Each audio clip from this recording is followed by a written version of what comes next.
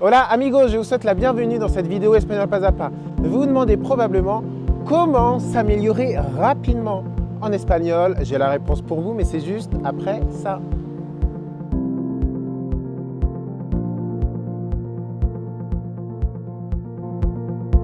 Juste avant, si ce n'est pas encore fait, je vous rappelle que vous pouvez télécharger l'e-book Objectif Espagnol, une quarantaine de pages avec toutes mes astuces et tous mes conseils de prof. C'est gratuit, c'est juste dans la description de la vidéo. Aujourd'hui, je vous donne 7 conseils pour s'améliorer rapidement, pour accélérer son apprentissage de l'espagnol. Et premier conseil, sachez qu'il faut vraiment doser pratique et théorie. Attention, on apprend l'espagnol en parlant. On n'apprend pas l'espagnol pour parler, on apprend l'espagnol en parlant. Donc dès le début, vous devez pratiquer. Si vous apprenez l'espagnol depuis plusieurs mois et que vous n'avez pas parlé avec un natif, grosse erreur de votre part. Voilà, tu l'as eu. T'aurais jamais dû faire ça. Jamais. Grosse erreur de votre part. Donc je vous explique dans plusieurs vidéos comment pratiquer dès le début. Vous avez par exemple l'application Tandem pour parler avec des natifs, entre autres. Donc vraiment, dès le début, il faut pratiquer. Mais attention, il ne faut pas que pratiquer. Vous pouvez répéter la question? Ne faites pas partie de ces apprenants qui ne font que parler, que pratiquer et qui ne se posent pas sur un livre de grammaire, qui ne font pas de fiches. On n'y échappe pas, on peut faire les choses de manière plus ou moins fun, on peut personnaliser ce moment avec des fiches personnalisées, avec des exercices plus ou moins personnalisés, mais à un moment donné, il va falloir passer par la théorie, donc surtout ne l'oubliez pas non plus. Alors restez bien jusqu'à la fin parce que le 7e conseil, c'est ce conseil qui m'a permis d'avoir, je pense, l'agrégation. Donc n'oubliez pas le 7e conseil, très important. Et donc le 2e conseil qui découle un peu du premier, doser pratique et théorie et pratiquer dès le début, comme je vous l'ai dit. Il va, mais j'ai peur. Ça va vite. Allons-y, j'espère. Ça va vite. Il ne faut pas attendre pour parler. Plus vous allez attendre pour communiquer, et plus ce sera difficile de communiquer. Sachez que le fait de pratiquer, ça fait partie de votre apprentissage. 3e conseil, il faut vraiment faire sa feignasse. Je suis profondément choqué de ce qui s'est passé. Oui, il faut être vraiment fainéant quand vous apprenez l'espagnol.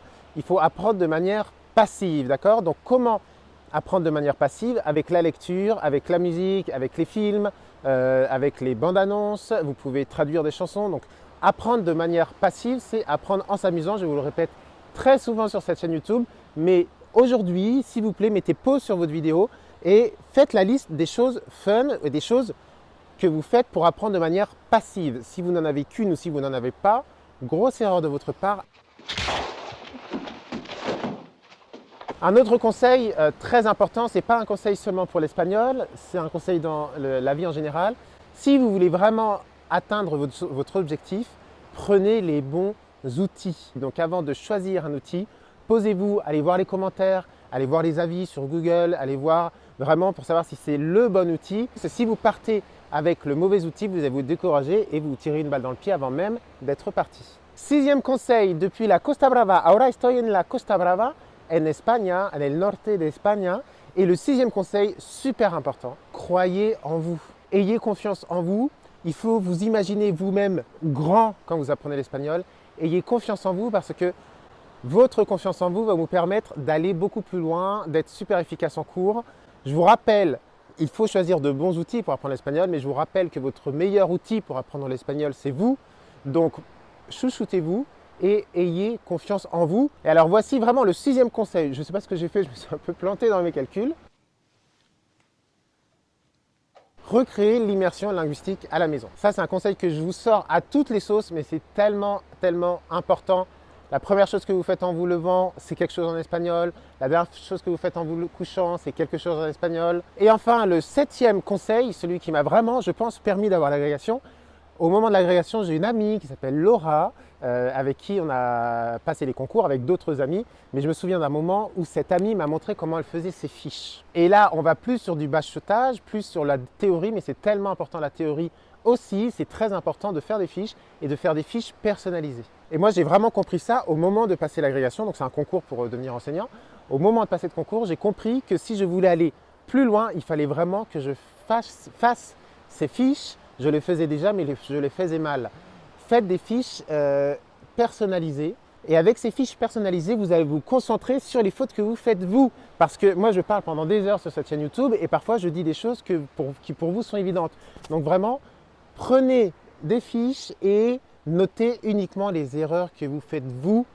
De temps en temps, posez-vous, regardez cette fiche et avec ces fiches personnalisées, vous allez éradiquer les erreurs que vous faites, vous, que ne font pas forcément les autres. Muy bien amigos, j'espère que cette vidéo vous a plu. Si elle vous a plu, n'oubliez pas de me faire un petit pouce, ça fait toujours très plaisir. N'hésitez pas à vous abonner à la chaîne YouTube si vous voulez recevoir les prochaines vidéos. Y aquí estamos otra vez, os enseño el paisaje porque es fantástico. Seguimos en la Costa Brava y tenemos justo aquí el mar y aquí pues una playa.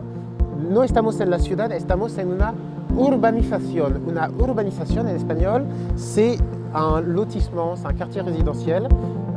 Donc c'est vraiment un lotissement, c'est la taille d'une ville en général, une urbanisation. C'est la taille d'une ville, mais simplement c'est uniquement résidentiel. En general, una urbanización tiene su playa, esta es fantástica. Y os dejo desde la Costa Brava, que os vaya todo muy bien. J'oubliais les devoirs. Non, c'est... Dans les devoirs, s'il vous plaît, mettez-moi quel est votre conseil pour apprendre plus rapidement l'espagnol. Si vous pouvez, mettez-moi ce conseil en espagnol. Muy bien chicos, os dejo que os vaya todo muy bien como siempre. Hasta luego, prenez soin de vous, ciao.